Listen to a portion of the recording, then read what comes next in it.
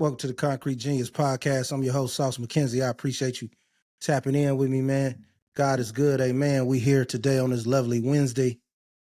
I'm blessed to bring you my thoughts, the mind of Minota, good days and bad days. But follow me on all socials at Concrete Genius Pod. That's on YouTube. That's on Instagram. Fresher than a peppermint, man. Ain't nobody holding me down. Straight up, bro. No Diddy. I mean, this shit just different. I appreciate all the support, though. I appreciate the love. I appreciate everybody who takes the time to listen to something I say. It's a beautiful thing. We are currently riding high. What a game from Bron, Luka, the Lakers. Lakers heard all that chatter, including me, on this podcast say that it's a possibility the Mavericks could have won that trade. And it still could be that possibility, but right now we can't tell because Anthony Davis ain't playing. But what we can see, for somebody that loves offense, loves moving the ball, loves the way when the ball is shared, the chemistry between Reeves, Bron, Dorian Finney-Smith, Luka, is something special. You got Vanderbilt out there playing D. You got Rui out there hooping. The Lakers got something special. Now, I know, they just need one, maybe two more big bodies. I would call somebody out of retirement. I would call Dwight Howard. I would call JaVale McGee. I'd be like, bro, get in the best shape you possibly can, bro. Let's make this run. What? I slide JaVale McGee 10 M's for the rest of the season, bro. 5 M's. Get in the best shape you can, bro. Let's make this run.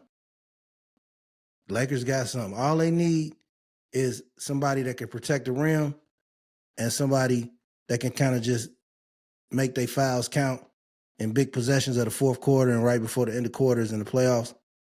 And they got a chance. And I mean, Luka and Bron, the combination is just spectacular. The IQ of both of them, the unselfishness, the ability to pass, to have such a wide pass radius.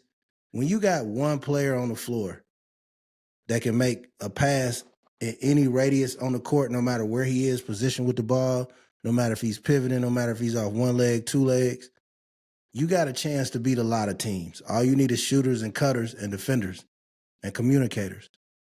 But then when you have two players, it's like Magic and Bird. I mean, because you got two extremely high IQ players playing basketball. Now, every inch of the court is occupied. And they can play off each other. You surround them with shooters like Austin Reeves, who's also a phenomenal playmaker. I just think the league is in trouble. I think the league is in trouble. I mean, I still think Denver's the biggest obstacle for the Lakers in the playoffs. But I don't see nobody else in the West that can beat them. Because, I mean, now you can just take Bron off the ball. He fresh fourth quarter. You can give him longer breaks and rest in periods of the game and let Luka, control the game. Bron doesn't have the mental fatigue of handling the ball every possession, every big possession of every game, every big possession of every quarter, every big end of the game possession. Now those duties can be shared with Luka Doncic. I think it's just an amazing setup. And it's rare that you get to see two high IQ players make it work.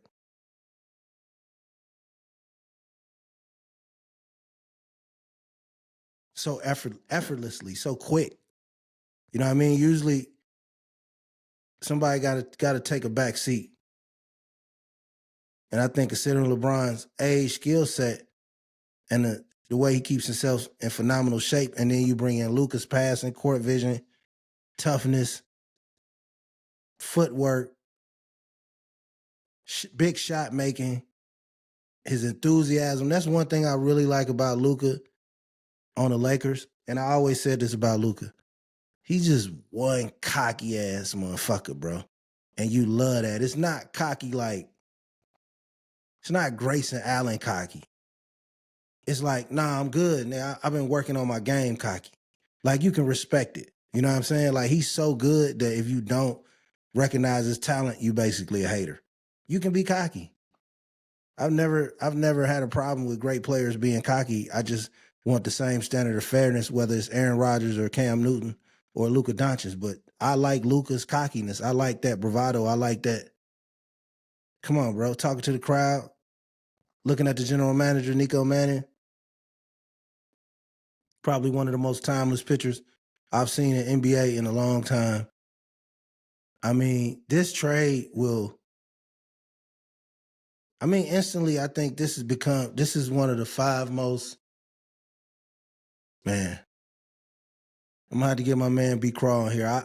I wonder, is this one of the most 5 pivotal trades in NBA history?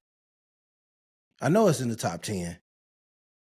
I mean, you got Kobe, obviously. You got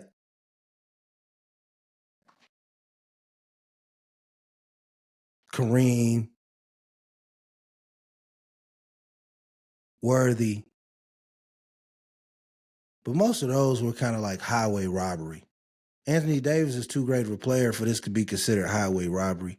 I just don't know if it's ever been 2 players so close in a prime to where the fate of the trade just depends on who plays the best.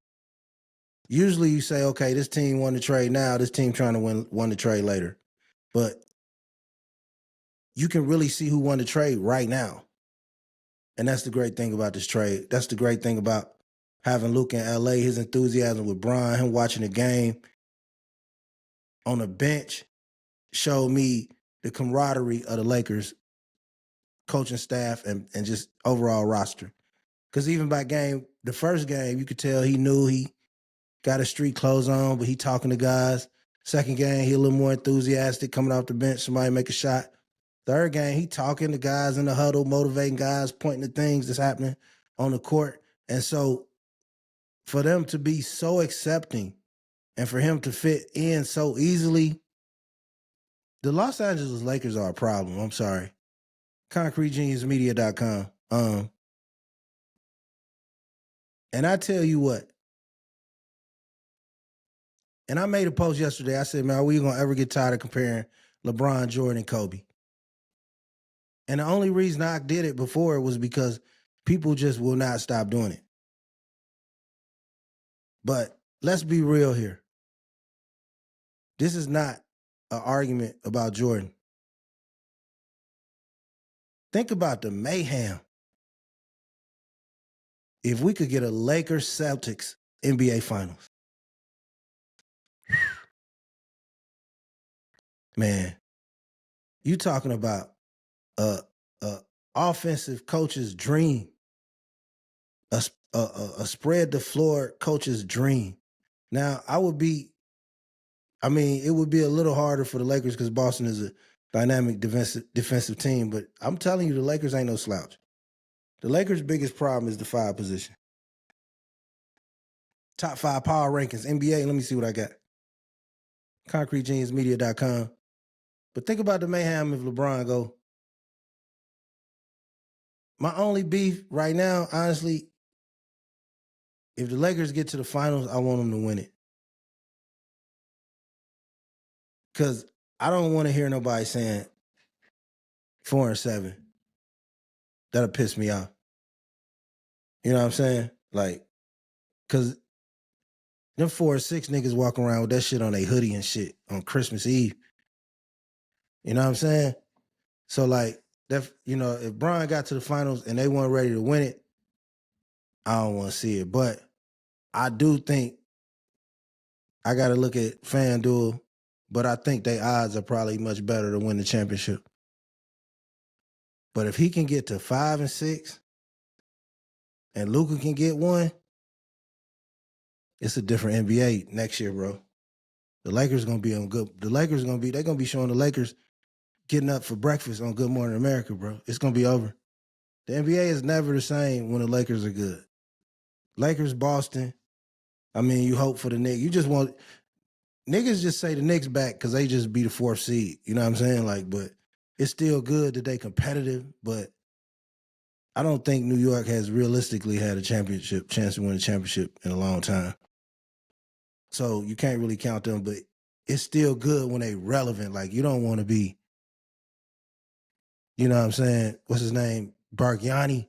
You don't want to be lottery pick Knicks. You know what I'm saying? You still want the Knicks to beat the shit out of bad teams and hopefully give you a good game at the Garden against good teams.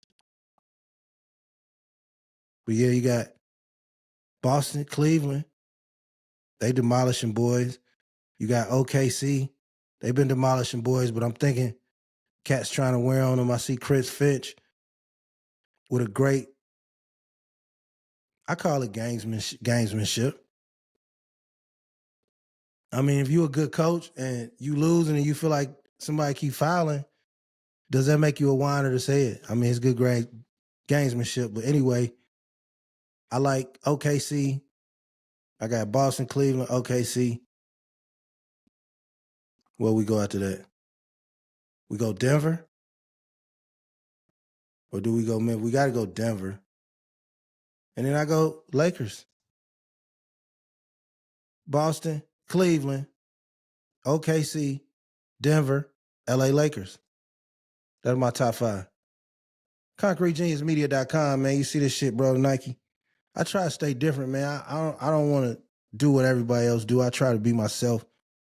I'm a very introspective man. Things weigh on me, things come to me, things be heavy, things be light. But I do make a lot of things happen for a lot of people, a lot of situations. So I am essence, all means a man. Hey, ConcreteGeniusMedia.com. You know what I'm amazed by? I'm amazed by people who say they never been in a fight. Like, not amazed like on some corny shit like, oh, you soft as hell. But just amazed like, man, what a life.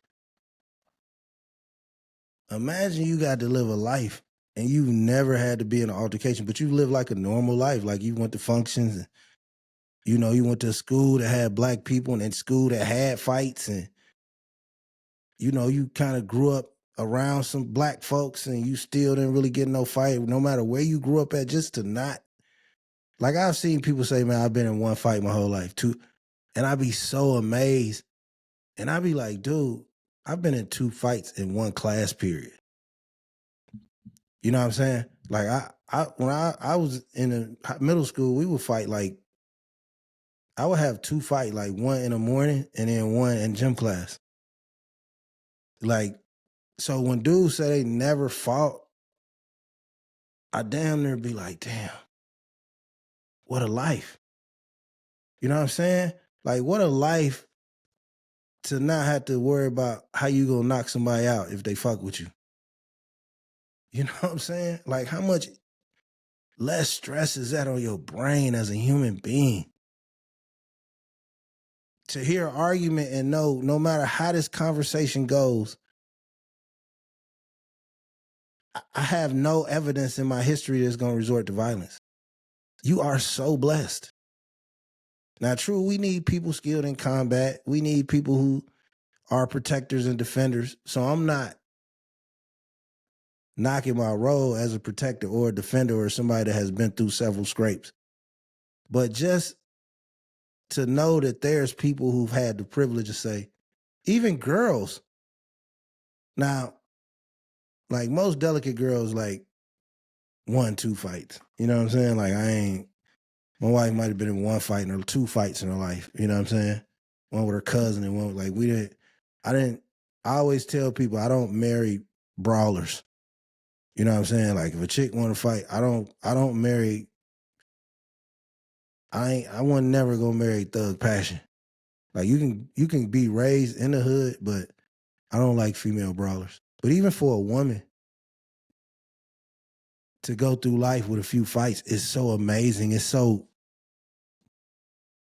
almost like precious, almost like you've never been in a fight. If you've been in, this is what ConcreteGeniusMedia.com. It's your boy Big Sauce. Follow me on all social, especially at YouTube. Y'all slacking with your macking. Concrete Genius Pod. Concrete Genius Pod. Subscribe. Hit the button. Instagram, Concrete Genius Pod. Hit that blue button, follow. If you on Facebook, Concrete Genius Media is the page. If you on Twitter, Concrete Genius Pod 6. Concrete Genius 6, I'm sorry. Or just go Sauce Mackenzie, make it easy on yourself. SAUCE_MACKENZIE.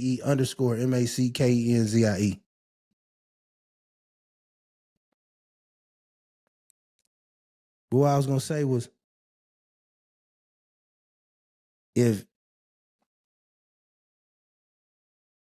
I want to know how many people watching right now have been in over 5 fights in their life. Like, I'm going to give you 3 categories. 0 to 5, 5 to 20, well, 6 to 20, 21 to 50, or 50 plus. And I can easily tell you, no matter how you break it down into divisions and subdivisions, I've had over 50 fights. I damn near had almost 50 fights with niggas that was just left-handed. You know what I mean? Like, I don't know. So I'm interested in, if anybody watching this, comment, how many fights have you been in? Have you been in more than 5 fights? Have you ever been in a fight? Like, I'm so amazed by people who have grown up in Black communities around Black people, even if it's in a nice neighborhood. I'm not penalizing you for having parents who were financially well off. I still know people who fought a lot. So for you to have less than 5 fights as a person is so amazing to me. So I'm just very interested in that number, that dynamic, because most dudes I know, I grew up with, have had at least. If you count, I start as a fair start, 6th grade. So, cause about 5th, 6th grade is really where you lose and it matters. You know what I'm saying? Like, nigga hit you in your eye in your 3rd grade, like, yeah, all right, you know what I'm saying?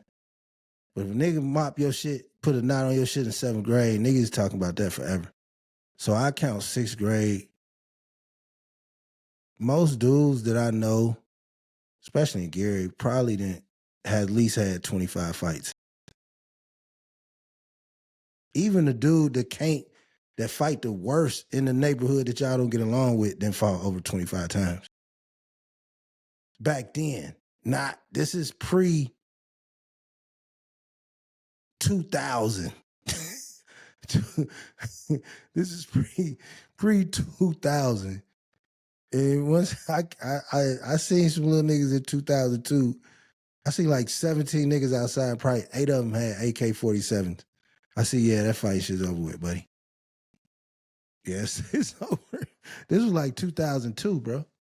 This was like this was like 2002, summer 2002. Maybe fall. And I was riding around Gary, bro. I was going to see somebody. I was somewhere in Glen Park. And I pulled up. He's like, what's up, OG? I'm like, what's good, man? Y'all good? Yeah, we chilling. You good? I'm like, yeah, I'm straight, man. Running here, fuck with what's up. All right, it's all love. Man, it's probably about 8 of them niggas. Like I say, I seen at least 7 AK-47s, nigga. Or at least guns that in my generation we would have never had outside in public, nigga. Like, that motherfucker would have been in a backpack somewhere in somebody's trunk, or somewhere we can get through it through the back seat of the trunk, or just on the back seat on the floor. But like, just to stand outside with a semi-automatic weapon, with a rifle, when I started seeing that, I said, oh yeah, that fight's just over. Dudes can still learn how to fight so they can handle themselves in the bathroom and all that, but yeah, these boys is out here. Once y'all start showing dudes, because see, when I was growing up, and I know I'm all over the place like space, but what I'm telling y'all is that when I was growing up, dudes that was scary didn't get involved in nothing. You know what I'm saying? Like, if you were scary, you didn't really commit crimes.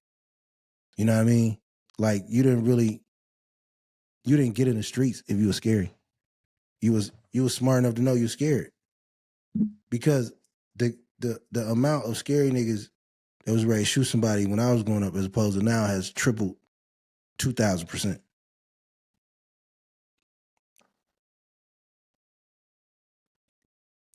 Scary niggas didn't want, man, what? Scary niggas was going to school, bro. Cause it was a jungle. And, you know, it was still, my generation was one of the few last generations where niggas still took pride in knowing how to fight. You know what I'm saying? Like now nigga can fight, they be like, okay, that nigga got hands. But like, you know, the dude that had to go through the process of losing to learn how to fight, he not even going through that process no more. He just getting a 40 cal with extendo. He just getting a beam on it and he just putting a button on it and fuck that jab. Fuck bobbing and weaving. And that's a sad day of society. So you get all these young men don't know how to fight, don't know how to defend themselves, don't know how to take care of themselves. So if they do, they talking shit online, they threatening people, they get into an altercation, now they get knocked out. You get knocked out, you get recorded. Now you got the pressure of, should I shoot somebody? But you're taking away from your family. You're taking somebody else away from their family. You know what I'm saying? You reckon dozens and dozens of lives, not to mention when people talk about violence in the Black community and homicides, we don't even talk about the potential that to have kids that you don't get if you get 95 years at 16 years old. You get 120 years at 17. That's your bloodline. You know what I mean? So that's the war a lot of us don't understand, we don't speak about, and unfortunately some of us have to go through it and survive it to really understand the depth of the message. So yeah, we gotta make more young men. But if you confident and you know how to fight, but you respectful and you taught how to fight, but the same people teach you how to be knowing how to fight, teach you how to be a man. See, it's always important that young boys see men. Get a man to take him to the barbershop. You know what I'm saying? Let him talk to a man working on his car. You know what I'm saying? Let a man teach him how to cut the grass. Teach him what a Phillips screwdriver is, what a socket wrench is. You know what I'm saying? Like what 9/16 with 1/2, what 5/8, what it look like. Let him sit around and hand a man some tools out of a toolbox one day. Let him see a man change a flat tire on his bike. If it's got to be a cousin, if it's got to be an uncle, you know what I mean? It's not just about, if you single, you could be, hey, cuz, I need you to come show this nigga something. You know what I'm saying? But we got to teach these boys how to be men, teach them how to fight, how to have some discipline, and then we can rock forward. But right now, this gun culture, this music, everybody pimping us.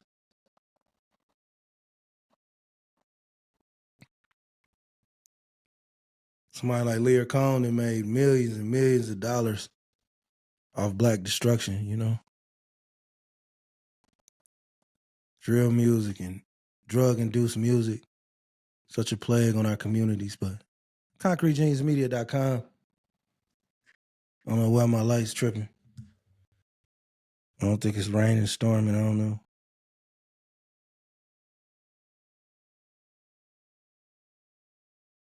Man, you know, I hate seeing so much beef. ConcreteGeniusMedia.com, bro. We only 24 minutes in. You get so much free game. You really get like 5 podcasts in one podcast. That's what I'm finna start doing, breaking this shit down. ConcreteGeniusMedia.com. It's your boy Big Sauce, man, fresher than the Detroit politician. It's about to get indicted. Y'all know how this shit get down, bro. Stop playing with me.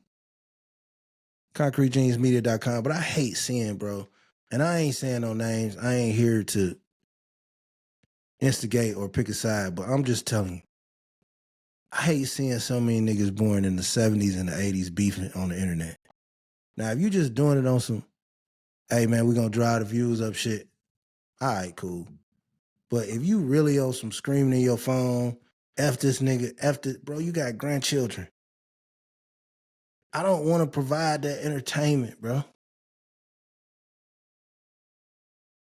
I just don't understand it. And I'm gonna tell you another thing too, right? So what happens is it's a lane. It's a lot of lanes in this podcast game and this content game.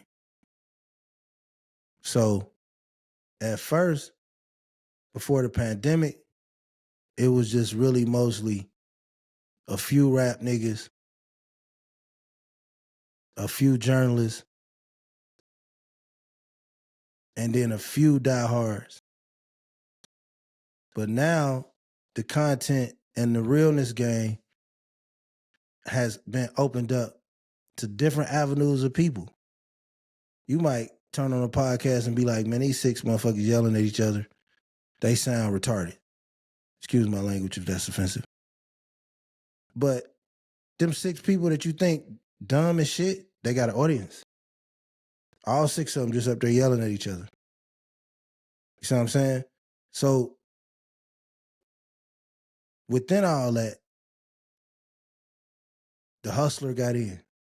The fly niggas got in. Not the fly nigga that gotta go extra hard, or there's gotta be, I ain't gotta sit up here with a white woman on a leash or nothing to show you I'm a player. Like, not that type of fly nigga. I'm just talking about a calm fly nigga that you can see that nigga at the airport. You can see that nigga at Six Flags with his kids. You just know, I know this nigga's a player. You know a player when you see one, and you know an imitator when you see one. Now, money and your desires and your needs and your motives may cloud your judgment. But I promise you, in your head, in that voice in your head, you know a player when you see one.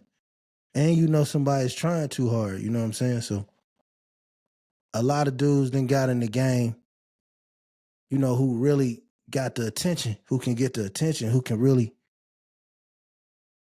like I said, them 6 people got a crowd.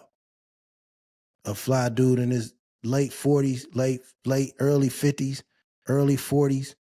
If you fly, it's timeless. Like, my largest demographic is 24 to 35. I'm 50. So we came in the game, and one thing about black people, a nigga fly is cool, but you really want to see how fly a nigga is, let another fly nigga walk in the room. That's going to tell the tape right there. You know what I'm saying? Because either you going to be comfortable enough to acknowledge him, you a man, he a man. You're going to be insecure and think him wearing 2 gold chains or having a carat or 2 of his ear, you only got a third of a carat of your shit, is stopping your opportunities. Or you going to think he a woman that women would want over you, so you going to have some type of feeling you thought it was your floor. That's all it's going to be. So, like me, I see if it's eye contact, cool. If it's not, I'm ignoring you, but I'm not putting out negative energy. You see what I'm saying?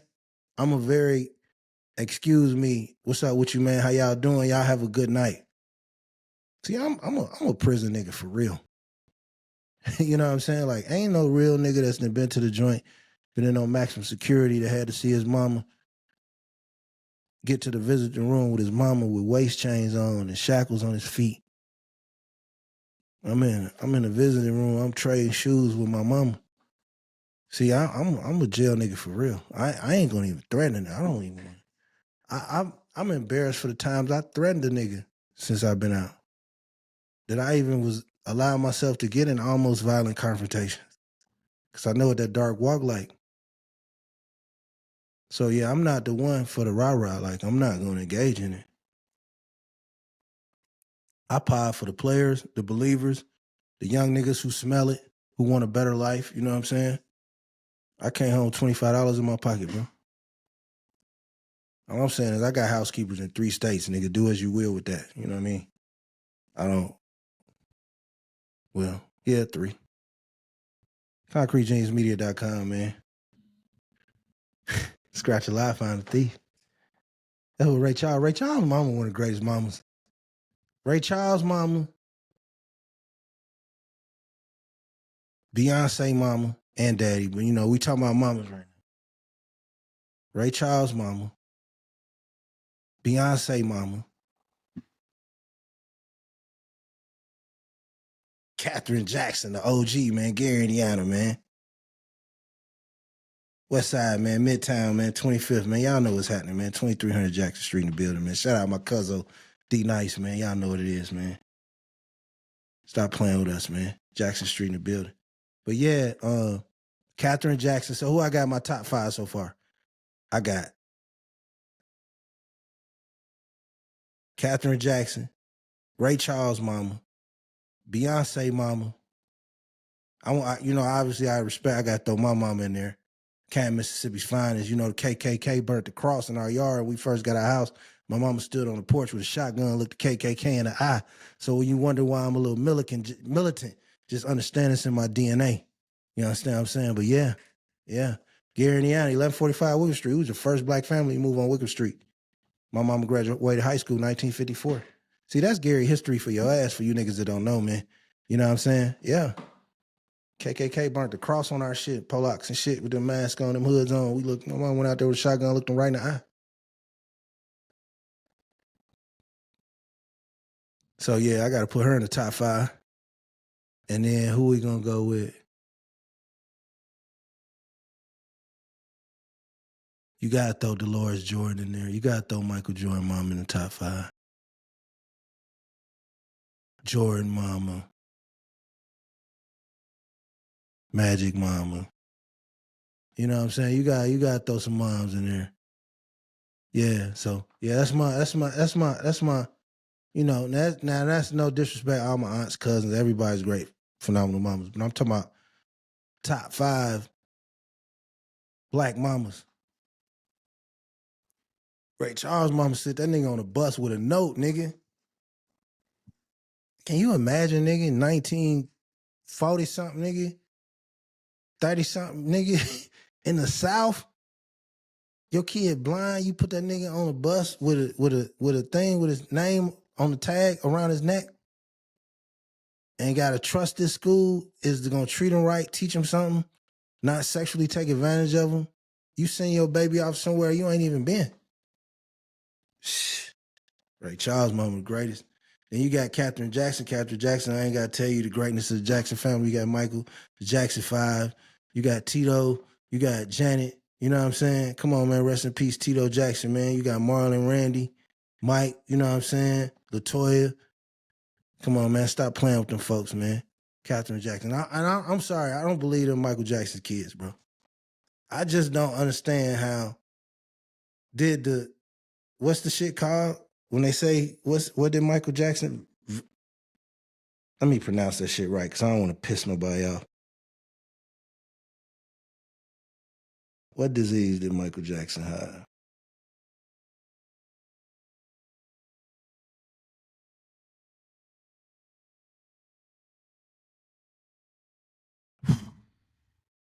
Sorry about that.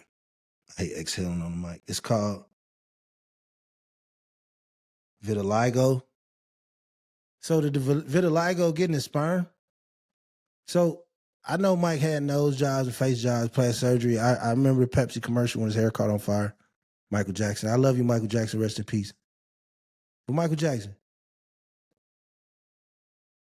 is them your kids, bro? I do not believe them as your kids, bro. I'm sorry, man. Like, how do you grow up in Gary, Indiana? Listen, if Sammy Sosa get a chick pregnant, he got to bleach the baby, right? You don't just have the bleach baby because you bleached your shit. That's like saying a chick would be. You ever seen a chick? God forgive me, right? But you ever seen a chick, right? And you be like, damn, she a decent shape. She come from the gym. Why she feed her daughter a triple latte with 31 pumps of sugar at 12 years old?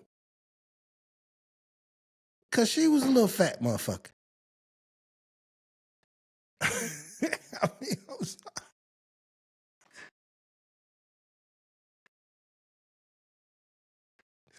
I'm sorry. So you can't tell me that Michael Jackson, excuse me. So what he did, they took his sperm. So he didn't have, I just need to know the details. I don't care about his sex life and sexuality. I just need to know, did you nut in the cooch? Or did they say, all right, we're going to take your shit, Mike.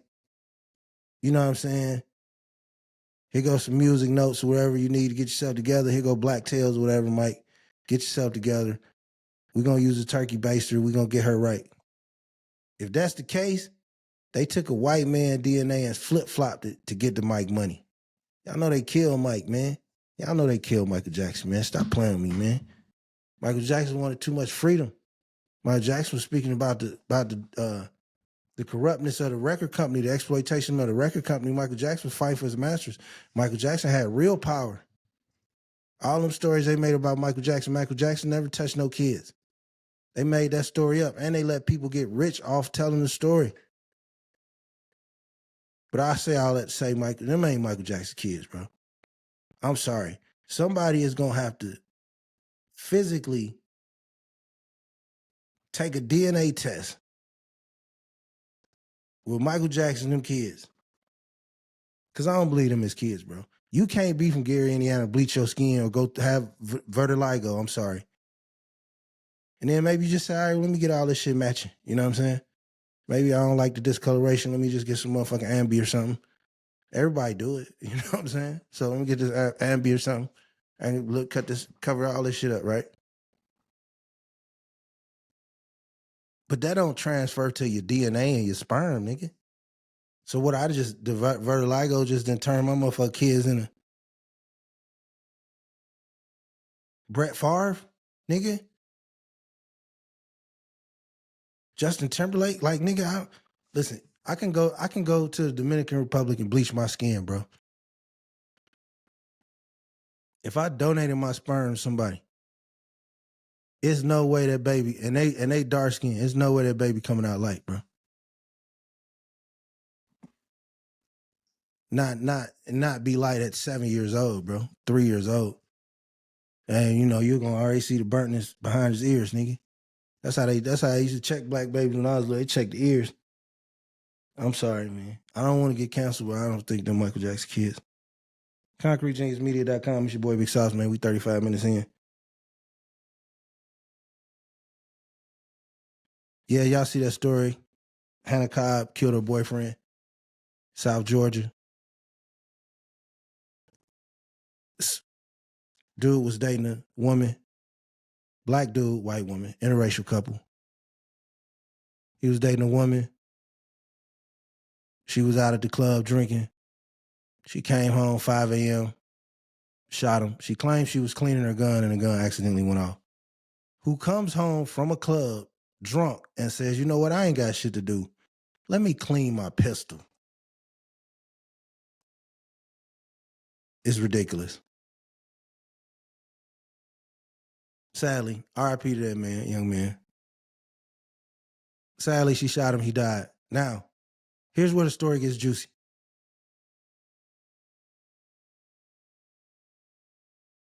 He made a lot of statements negatively about black women. He was one of them black dudes that then, if you look most of his pictures, he didn't hang with nobody black, which is his right. I'm not knocking that guy. He dated outside his race, which is his right. I'm not knocking that guy. Your preference is your preference. And he also made a lot of negative statements about black women on social media. He literally posted, I would rather have sex with a dog than a black woman, but the dog has to be white. That's where you fucked up, buddy. What's his name? Let me find his name.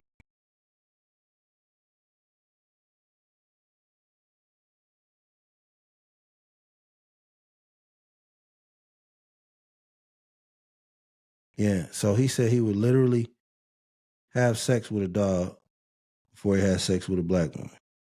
His name was Telvin Osborne, the young man who lost his life. And the lady that murdered him, her name was Hannah Cobb.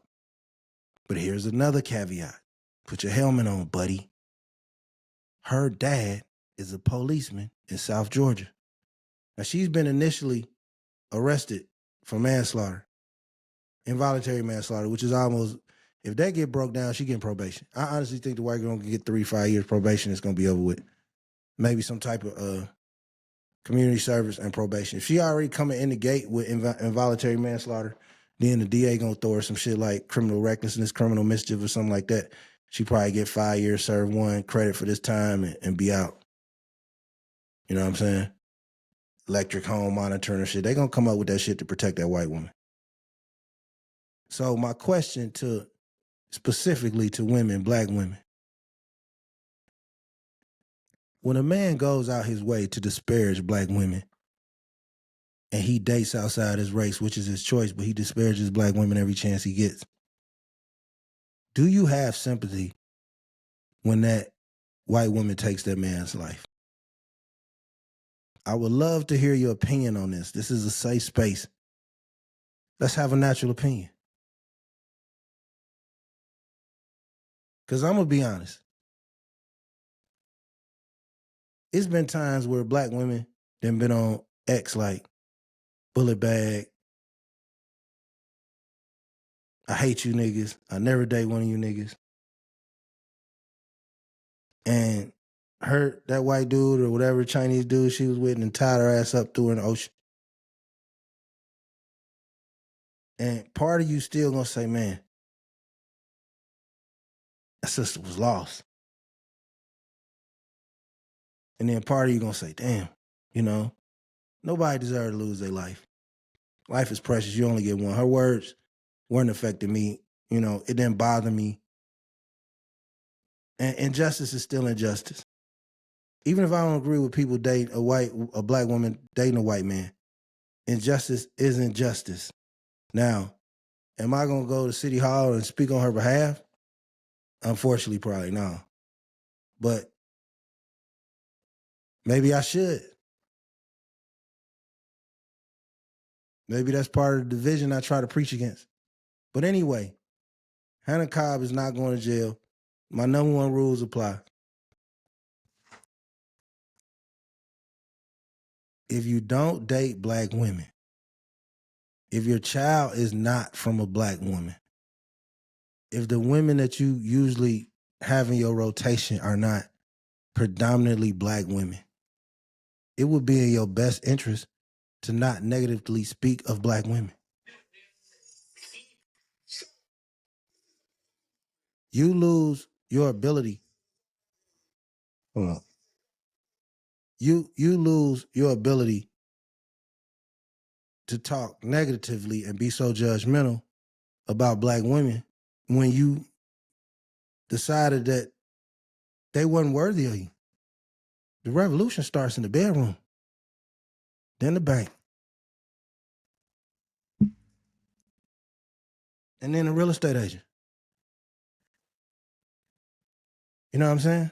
That's where the revolution starts. It's like all that other talking is if you want to show me you're a revolutionary, show me what you're doing.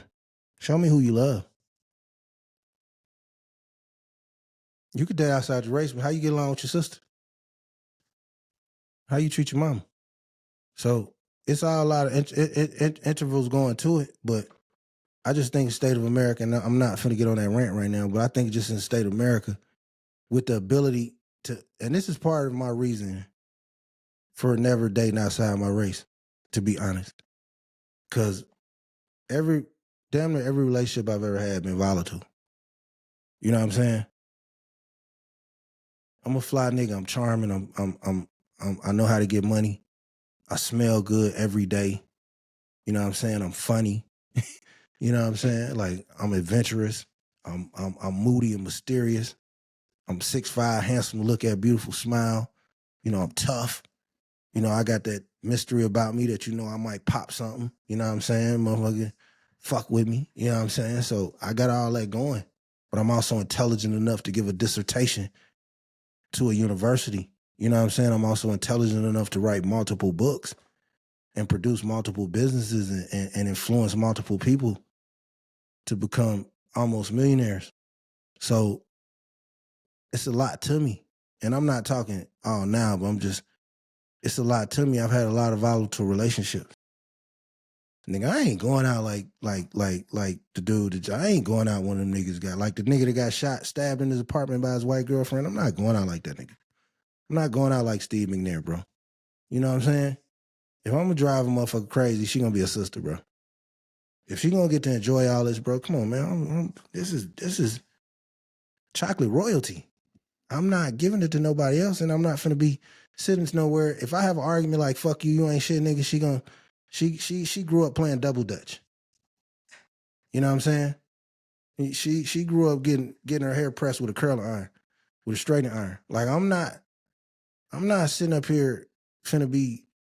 No, I'm not. And I tell people who do that, bro, you get in those domestic violence situations, and you black, you dating white women. No, the police is gonna instantly view that differently when they walk in the room. I don't care what year you tell me it is. It's just natural. And a lot of these women are taking people's lives. And they know they can get away with it. I mean, that's sad, but especially if y'all got a history of any type of vitality in y'all relationship, man, white women pop your ass, bro. I was traumatized. That black girl going to prison, that white girl going to rehab, going to boot camp, nigga, 60, 90 days. And you think I'm going to put this fineness on the line, my last breath on the line, on some Steve McNair shit? Rest in peace, Steve McNair. No. Fuck out of here, bro. You know what amazes me, man? ConcreteGeniusMedia.com.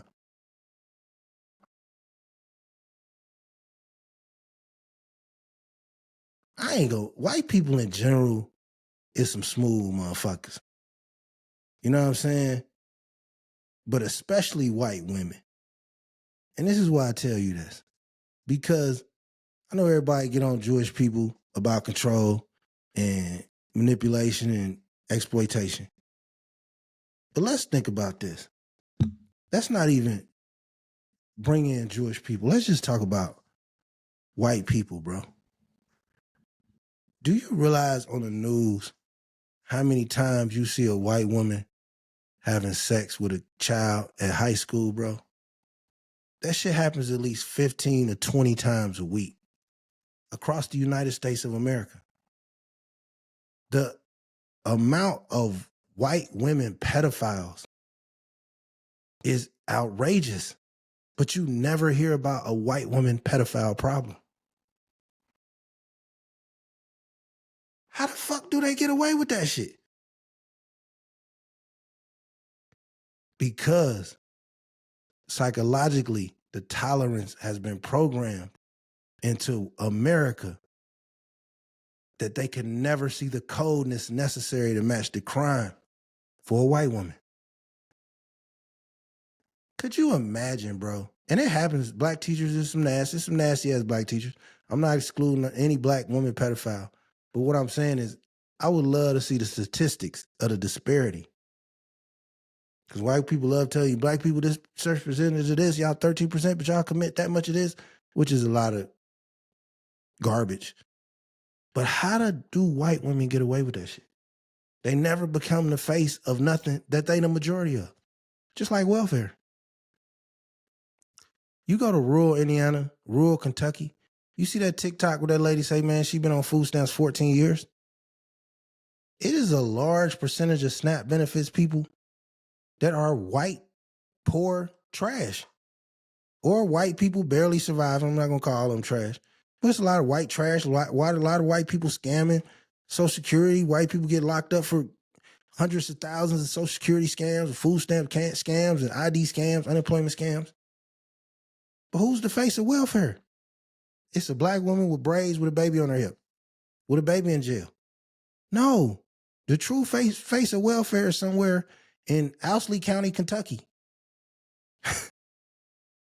That's the face of welfare. But once again, I don't know how they get away with it. So even if you just wanted to say, look, man, I'm having a difficulty with some black women, bro, go to church. Go to the church. Know what you want. Go to one of them churches medium size. Don't go to the mega church. Go to a church where you can go a couple of times and ain't nobody gonna bother you, but they gonna notice you by the third time. Go to one of those kind of churches. You kind of go out, meet a couple of young people around your age, befriend another dude your age, get to talking about your situation, how you trying to maybe use God as a vessel to maybe find you the right relationship. But for the love of God, bro, don't be in no situation where if you know you drive women crazy, bro, you out your mind to date outside your race right now with the temperament and the mental state of the United States. People going crazy right now. Like, well, what's going on with layoffs and job cuts and inflation and what people can't do financially and a housing crisis? People going crazy. So ain't no way, nigga. Niggas just better think, man. And then if you do decide to cross over, God bless you. Don't be so negative. But I just don't know how they keep getting away with it, bro. Just like with the OnlyFans shit. Man, do you know a white woman just made $59 million? Sophia Rain. I see it on Twitter. I've never clicked on the OnlyFans link. I've never put my card on the OnlyFans. I've never even been on the OnlyFans website to check it out. It's not my cup of tea, buddy. But I am in the know. And Sophia Rain showed her bank statement. On OnlyFans in 1 year, she made $59 million. First of all, who are the despicable horn rats in the world that have spent collectively $59 million on one singular woman showing porn? Jesus H. Christ. The world is fucked, bro. She made $59 million. She's an attractive woman. She's an attractive white girl, and I don't even play in the snow. I live in Phoenix in the summertime. I don't play in the snow. But $59 million? So there's a lot of shit going on here. The smut market is the biggest market in the world. If you count sex, what drives it, the illegal activities that drive it, trafficking, OnlyFans, porn, prostitution. Sex is the biggest retailer in the world. But $59 million, it is a lot of perverts out here, B. Like once they allowed to track who's $59 million. So that shows, and it also shows you what America thinks the standard of beauty is, which is a young white woman with large breasts, brown, black hair, or blonde hair. $59 million. We talk about the party of values. Ain't none of these motherfuckers got values, bro. Everybody's sex runs the world. $59 million. Or the other white woman. How do white women get away with it? The white woman, I don't even know her name, I'm not going to look it up. But the white woman that first she had sex with 100 dudes, bro. First of all, who are you 100 losers lining up to have sex with one woman? You niggas need to be beheaded, bro. I don't understand what the fuck you doing. I don't understand your purpose in life. I don't understand where your father went wrong. I don't understand who touched you in kindergarten or what made you so sexually deprived. First of all, nigga, you stand in line for some pussy, nigga. You already a detriment to society. I don't care if it's a porno nigga or a train or whatever. You stand in line for some cooch, nigga, you a loser. But 100 niggas, all them niggas got potential sex offender flags, nigga. I don't care. If you consider going to be part of a gangbang, nigga, you got sex offender flags, nigga. I'm sorry. 100 niggas? But do we ever make white women the face of whoredom? No. It's a ghetto black chick. You know what I'm saying? Out here working, get a quick 2,500 off one nigga. But y'all make her the face of whoredom. She done made $6,000 off 4 niggas. But she the face of whoredom. Now you got this white bitch on the camera getting her back blown out by 1,000 motherfuckers. Now she say she's going for 1,000. That's a mental illness. We live in a sick world, man. Sick world. ConcreteGeniusMedia.com. So white women get away with a lot of shit, bro. Like, white women get away with being stupid. You know what I'm saying? Like, positions. A white woman could be blonde and fuck one motherfucker and damn near be like lieutenant governor. That's crazy. You know what I'm saying? Now, shout out to all the cool white women. I ain't got no beef with y'all. This is not a race, us versus them podcast, but y'all get away with a lot of shit, nigga. White woman crying got Emmett Till killed, nigga. Shit. Got my brother fucked up fucking with a white woman. Like, I don't fuck with you. I just know they got ability to turn that shit on, turn that shit off. And it's a lot of white women with good intentions. So this is not disrespect to you. You didn't choose whoever you are to be here. But the ones that do weaponize they whiteness, oh, y'all some slick motherfuckers, bro. That's like Marilyn Monroe, nigga. Marilyn Monroe might be the biggest hoe in horror history. They turned her into a hero, nigga. Come on, bro. Like, Kim K made a porn and was given opportunities. Now, she maximized opportunities. The hustle been amazing. But to kick that door down, oh, Mama Kardashian, we got to get this video out here. Let's record this shit. ConcreteGeniusMedia.com, man. So be careful where you lay. I see. Not gonna speak on Ye and his wife. Not even gonna speak on Ye. I don't know. This is an early Ye music fan, Chicago. You know what I'm saying? Not gonna get into his personal life. I pray for the brother. Hope everything work out for him.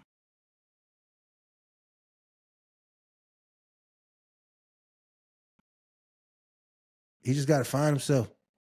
He got to find his ground, find stability. You know what I'm saying? I don't agree with a lot of shit he said. You know what I'm saying? But I do agree with some of the shit he said. So I'm not ran by emotions. I just, man, I just love to see our stars get they flowers. And I had to crash out. I hate when black celebrities, black influencers, black movers and shakers get old and have to go through hell. I don't care who it is. You know what I'm saying?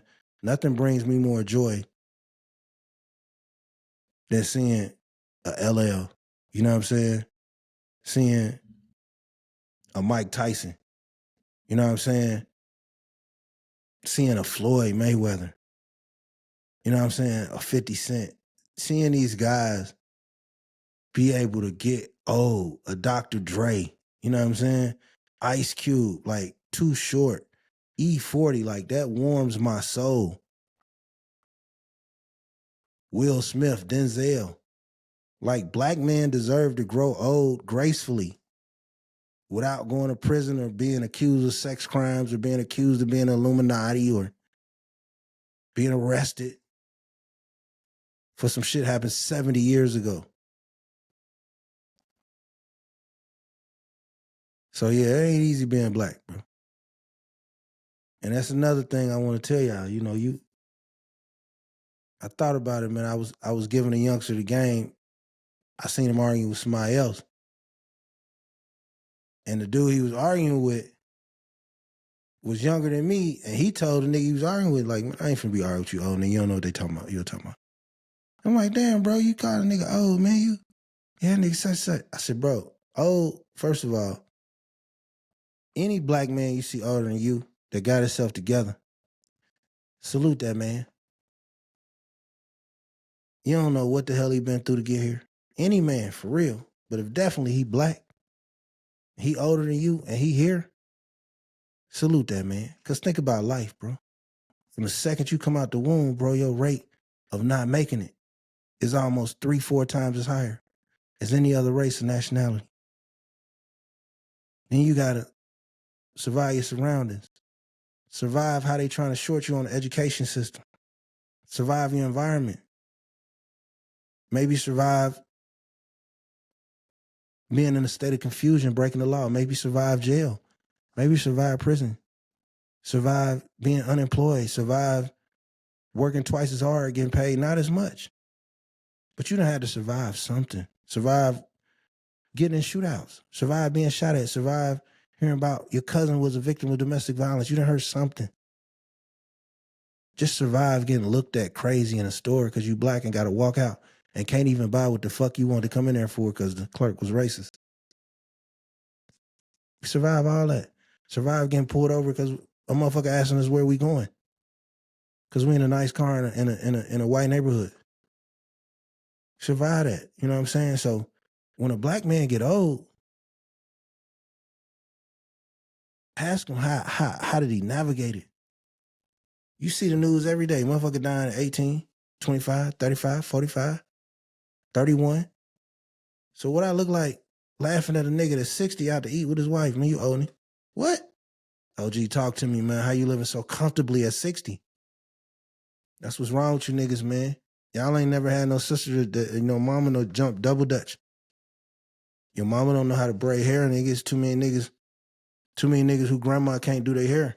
Too many niggas who grandma can't put no lotion on and can't tell them what kind of lotion to use. Your grandma can't oil your scalp, nigga. She don't even know what that mean. That's what's wrong with the world right now. Damn, I done went over my time. I usually like to do an hour, so I'm gonna have to split this one up a little bit. Last but not least, man, we the best. Khaled, we just the best. Like, I feel like this is the best pod. Because I'm doing it by myself. Like, I respect other pods. I shout out other pods and shit, but, like, I be trying to be on some Joe Rogan shit. I captivate your attention, just me. See Drake still ramping up the lawsuit, man. Listen. That's another reason I want LeBron to win championships so we can stop talking about Drake and Kendrick. I see re-up the lawsuit saying that Kendrick being able to perform the Super Bowl has hurt him, extended the hurt, or even made the hurt worse or whatever, some shit they said. Bro, the problem with a lot of you niggas is it's too many fans in hip-hop that ain't never been hit in the mouth and had to go home and learn how to fight. Bro, Meek took his L like a G, nigga. Straight, no matter what you think about Meek Mill, nigga, he didn't bitch about it. He lost. He went in the booth. All the embarrassment Meek Mill has ever took, nigga, Meek Mill stood on his square, nigga. That's why I fuck with him. I don't care what you think about him, how corny he is, what he do. That's your opinion. But all I know is that nigga took a rap beef. He stood on the square and then tried to stun on him. He stood on the square. He didn't make mistakes. He stood on the square. And he advocate for niggas to get out of jail that's unfairly in prison. So you can't beat that. You know what I'm saying? But he took his L, took his shit like a G. All the motherfuckers, Drake diss, whatever, they took their shit like a G. Common, you know what I'm saying? I hate to see the guys acting like the bras. Hey, man, come on. Nigga took it like a G, bro. So, I just think, man, especially when you know it's the same system you're benefiting from. You know what I'm saying? It's like having a chick that's a booster and fucking with her. And then, she like, you know what, this shit ain't working out. She start fucking with another nigga. And then you be like, you know what, she's stealing clothes. I'm suing. And niggas get called shit every day, B. If nobody wants to be called a pedophile, I will admit. But nigga, you can't be kissing those 17-year-olds, texting those 14-year-olds what you doing either. I'm sorry.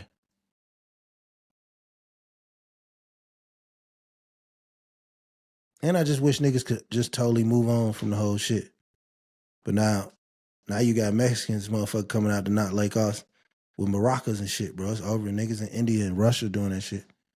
So I understand you being mad, but all this shit could have been prevented. All you had to do was not say them kids was Dave free kids. You had a shot. That nigga said don't bring the family up, bro. You couldn't resist. That's the thing, bro. You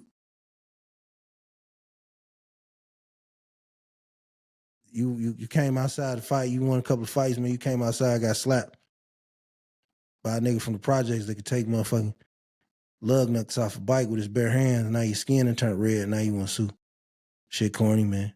Shit corny. Just let it go. Just let it go. Let's stop beefing. Stop arguing fake profile pics, man. I got to get this money.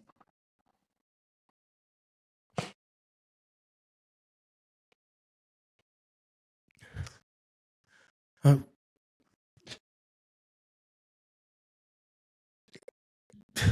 sorry I had this breakdown on camera, man, but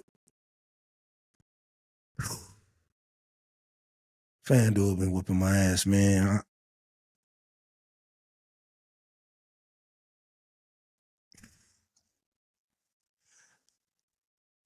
Nigga, they been whooping my motherfucking ass, bro. I've been betting. I've been trying to bet. I've been doing all type of stupid shit. I've been winning a little bit, but not enough.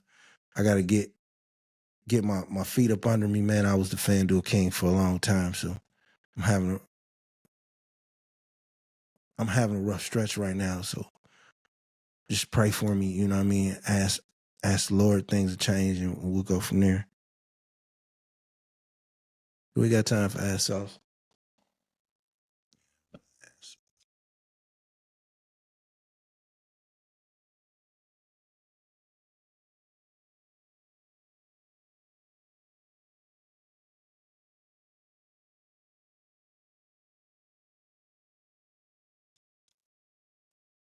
I'll open this email.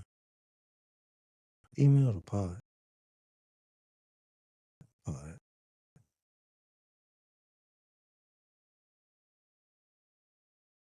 Okay. Have you ever dated outside your race? No. I just said that.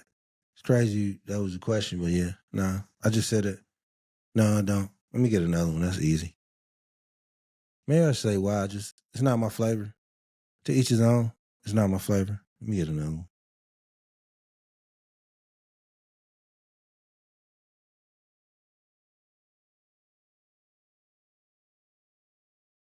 That's all. Oh, that's good. That's good. Oh, that's a good one right here. What made you start podcasting? I always had the dreams of wanting a podcast. I always had the dreams of getting my message out to many. But what really inspired me to start podcasting was I didn't know how to deal with the death of my mom. So I used the podcast as therapy. I was talking to myself for a while. I was talking to my wife about it, you know, how I was coping with it, not the actual podcast. And then my story just kept weighing on me, and I prayed on it. And Mother's Day 2020, I did my first pod. And I titled it Mother's Day, actually. And in a very articulate manner, my first ever pod, anything. And it was just beautiful. You know, I articulated how it hurt me. I found out my mama died when I was in jail, and the pain and what it caused me and what it's like being behind those cells and what it does with your understanding of time and relationships, and how I always put you in a state of trying to fix things. And I really touched a lot of people with that pod, so I just continue. But in all fairness, the name Concrete Genius, I probably had that name since about 2007, 8, when I was going to club level. I used to tell my nephew when he was young, he would come by, you know, I smoked with him and shit, and I would tell him about it. The logo, I already had it in my head, but I just never posted it or told people because I didn't want nobody stealing my idea. The name is so fresh and so fly, and it fit me so perfectly. But yeah, I just started podcasting to initially, I told the story about my mom and it inspired so many people. And then I just decided to get a game to the masses, to whoever wanted to hear me. Because sometimes it's for me and sometimes it's for y'all. You know what I'm saying? Sometimes it's me needing to have somebody to talk to, and it's y'all.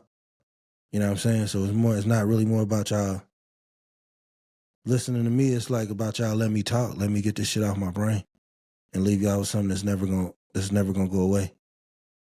And I'm grateful for that. You know, it's a million podcasts out here. So when you have a clip or a reel or you have a view or a thought, or when people just see something you say instantly and they start following you, that's a powerful thing. You know, I look at it as, man, I got videos and I'm like, man, that's my face. That's 100,000 people that seen this video. So that video is 80, 100,000, this video 90, this video 250, this video 30. Bro, that's damn near 500,000 people that seen my face. Like, so, yeah, that's why I do it. So that's why I do it, for the message, for therapy. And initially it was started just as a way. I think needing to talk about my mom actually made me get it started. That's a great question, though. I appreciate anybody sending in something for Ask Sauce, but ask something that I already talk about it a lot. Like, ask me something like that. You know what I'm saying? That was just a beautiful question.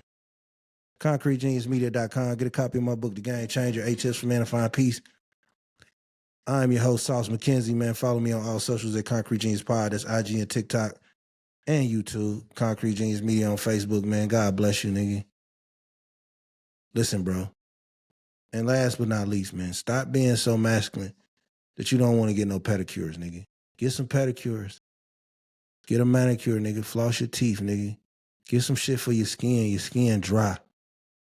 You know what I'm saying? Buy some shit make you smell good, nigga. Spend some money on some body wash. Get a bottle of lotion where you got to screw the top off, nigga. You know what I'm saying? Your lotion should be more than $20, my nigga. At least 15, 18, 20. Get a kit. Get different kits of lotions, bro. Get some cologne. Get a foot tub, nigga. Soak your feet, man. I'm teaching y'all niggas something your uncle, your daddy should have taught you, nigga. But you complaining about the type of women you attract, and nigga, change the type of women you attract. Playboy. You know what I'm saying? See an esthetician, man. Check on your face, nigga. Your pores, nigga. Stop drinking random pop, nigga. Stop drinking so much color shit during the day. You already drink Hennessy, nigga. Mix in some water, nigga. Mix in a salad, nigga. Stop opening plates of styrofoam, nigga. Put some vegetables on your plate, nigga. Eat some broccoli. Brush your tongue, nigga. Do some curls, nigga. Do some push-ups, nigga. Do some sit-ups, nigga. Do some squats, nigga. Some air squats, nigga. Stop making excuses. You don't need a gym, nigga. You stand right where you at and do 250 air squats, nigga. You know what I'm saying? Before you go to bed, nigga, you watching the game, nigga. Hey, man, whole first half, nigga, every quarter I'm doing 5 push-ups. Every commercial I'm doing 5 to 10 push-ups, nigga. You see what I'm saying? Like, bro, stop making excuses, man. Learn how to read. Learn how to articulate. Step your conversation up. You ain't attracting the type of women you desire. Maybe your conversation ain't up to par. Maybe your listening skills ain't up to par. Maybe you need to do some shoulders in the gym. Maybe you need to do some pull-ups. You know? Invest in colognes. Invest what smell good. Ask your female relatives. But whatever you do, man, don't just keep punching your fist against a brick wall, blaming women. Are you as fly as you can be, nigga? I am. Nah, I know I ain't for real. I got a lot more to go. I'm just bullshitting. I'm gonna be on a yacht soon. I don't know if I can get. Yes, I can. I was gonna say I don't know if I can get on a yacht in this climate, but shit. I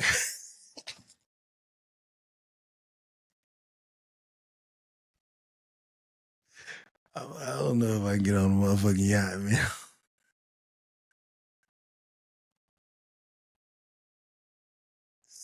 Something seriously wrong with me. I'm fucked.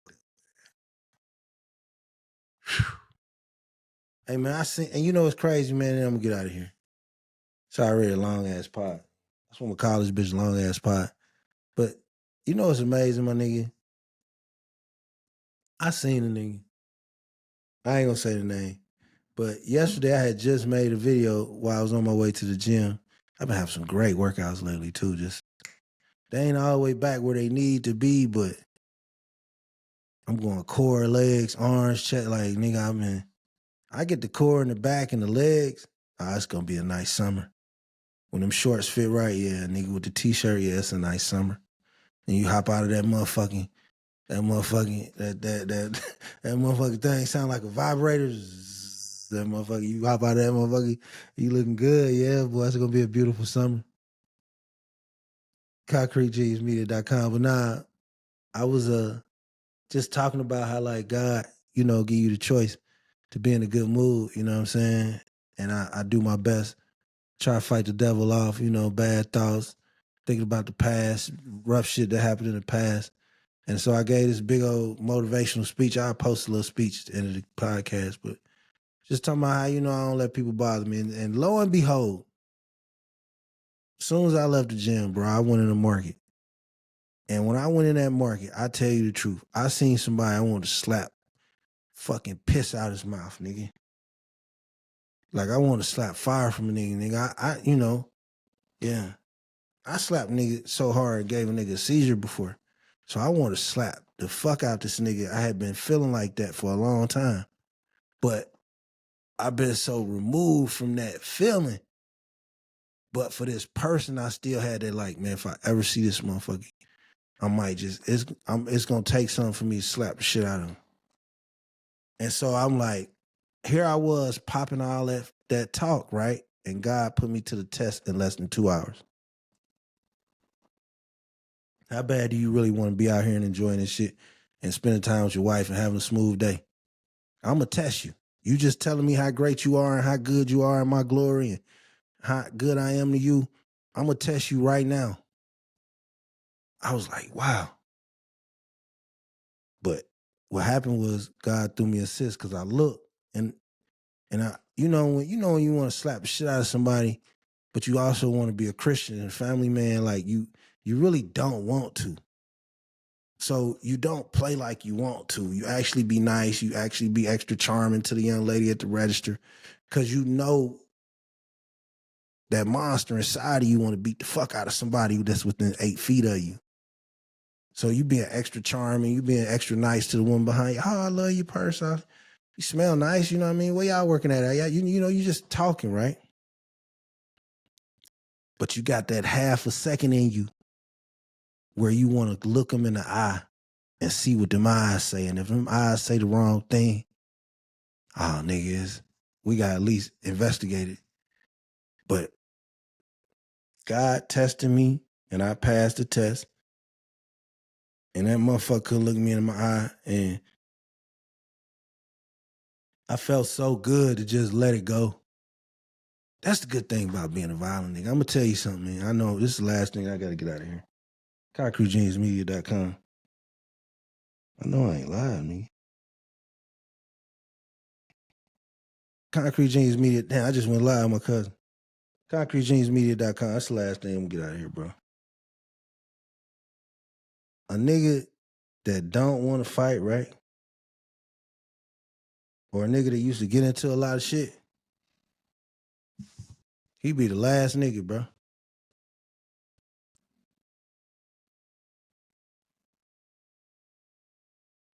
Yeah, I ain't gonna lie, bro. Yeah. Shit.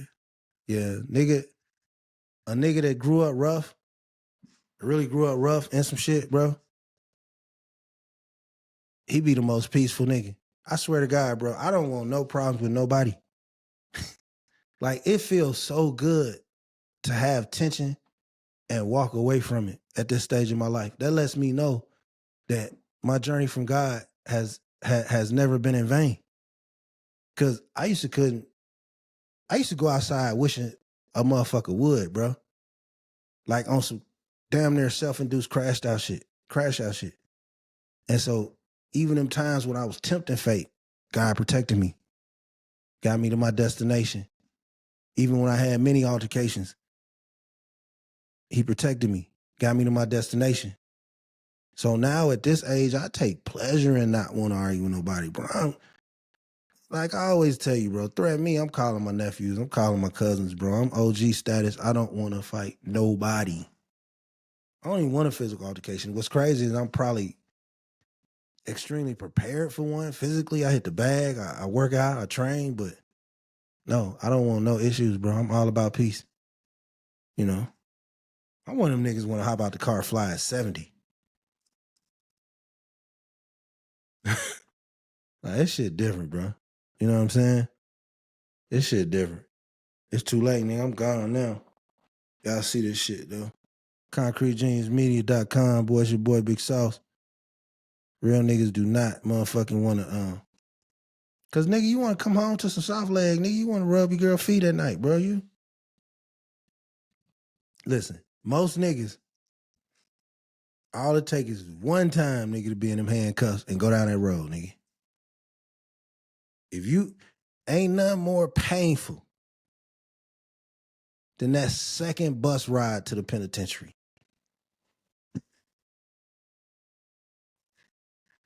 Hear my words, nigga. Sauce Mackenzie, SAUCE_Mackenzie, MACKENZIE. Realest shit you gonna ever hear on your screen. Ain't nothing more painful than that second ride to the penitentiary. Cause now you done fucked up. First time, I fucked up, bro. I gotta get out of here and get my life together. But if you got a chance to see daylight, you gonna get out of there. And you gonna get a chance to get your life together. But that second ride, you didn't reestablish some shit. You probably got a kid or two now.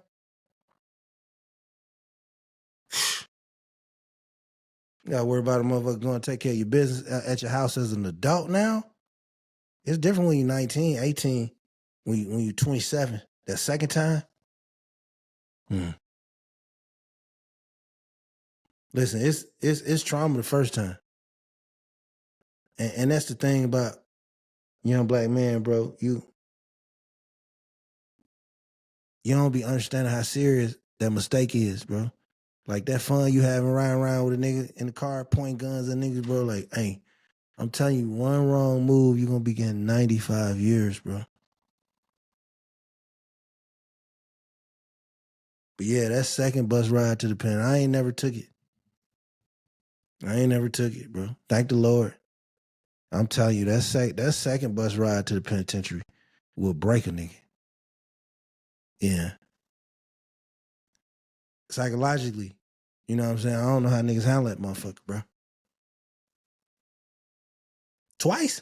Nigga, you know how much shit changed in the course of a year? Think about AI, nigga.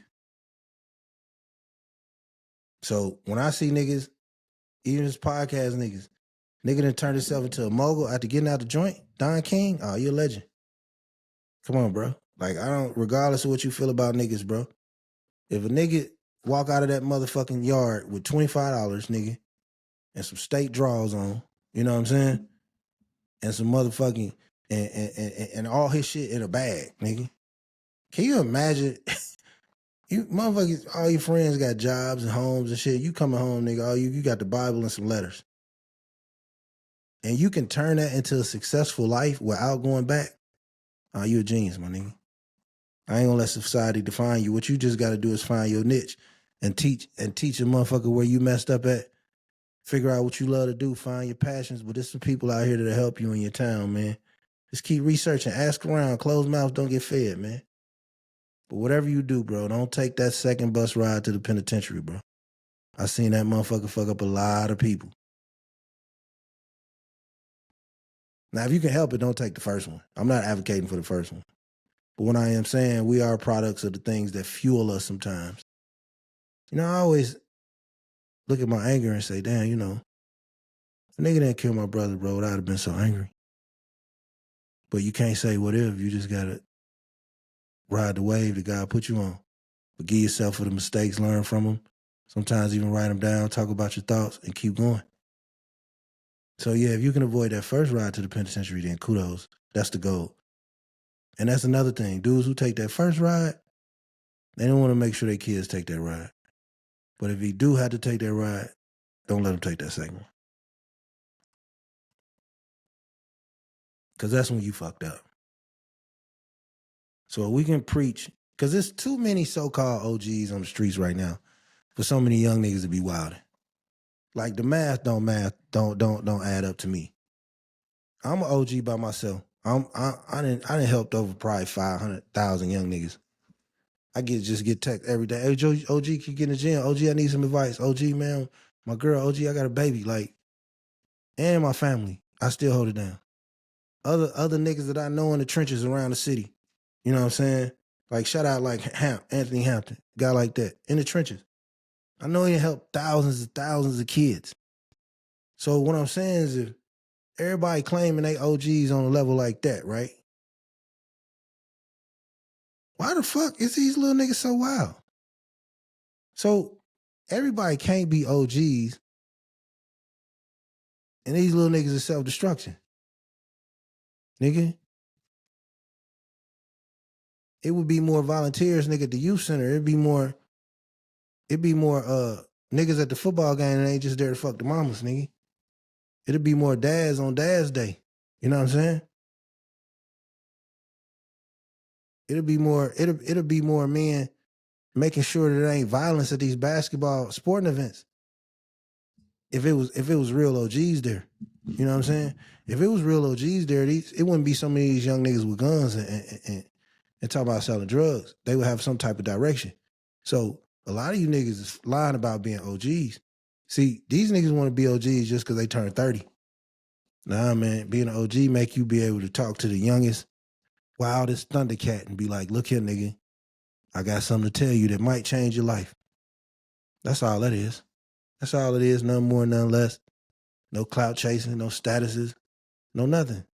It's just about using your pain, using what you suffered and what you learned, and how blessed you are to get to that point to stop the young niggas from doing something stupid where they could easily possibly go through what you went through or worse, and then point them towards some direction and give them some motivation. So a lot of y'all lying about OGs, man, being OGs, but that's cool though. Everybody need a title. I get it. It's like Bob from marketing. What does Bob really do? You know what I mean? Fucking send out flyers asking people to be season ticket holders, but it's Bob from marketing. It's how you niggas is. Somebody got to be Joe G, so fuck it, I'll do it, you know. Cornball ass niggas. ConcreteGsMedia.com. I got shit to do, but I love y'all. Tap in, man. Follow, tell a friend, tell a friend, tell a friend. Get a copy of my book, The Game Changer. More content, more money, more happiness, more peace. My birthday is March 22nd, so anybody want to give me a gift in advance, I appreciate it if I motivated you. Nothing major. You just buy me a cup of tea or something, you know what I mean? I'm not trying to get you the motherfucking, I don't want no Gucci belt or nothing, nigga. But I wouldn't mind like a medicine ball from Starbucks, you know? Show your appreciation. But let me know, we'll get with it. You'll see me a lot more for then, man, Lord willing. I love y'all. ConcreteGeniusMedia.com. We out. Peace, baby.